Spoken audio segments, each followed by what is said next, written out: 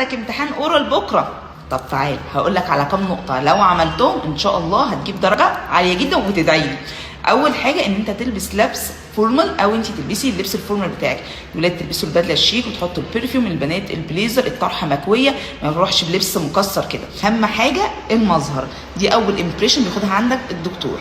اما تاني حاجه هي الثقه بالنفس، يعني انت تتكلم الدكتور في ابتسامه خفيفه وواثق من اجابتك. دايما اللجلجه في الصوت حتى لو انت بتجاوب صح هتلاقي للاسف ان الدكتور حاسس ان انت مش واثق من اجابتك. اما تالت حاجه ودي مهمه جدا، ان انت ما تقولش دايما للدكتور تقريبا، احتمال، اظن الاجابه كانت كده، او ان انت تعد على نفسك. يعني تقول له انا عارف ان السؤال دوت اجابته 5 نقط، فتلاقي نفسك عند النقطه الثالثه انت وقفت، نسيت من الارتباك ومش عارف تكمل، وانت خلاص اديت للدكتور انت هتجاوب 5، فده نفسه هينقصك.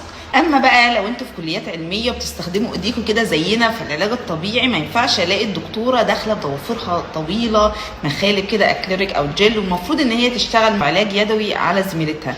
لا، لازم نبقى واخدين بالنا ان احنا ضوافرنا تبقى مقصوصه.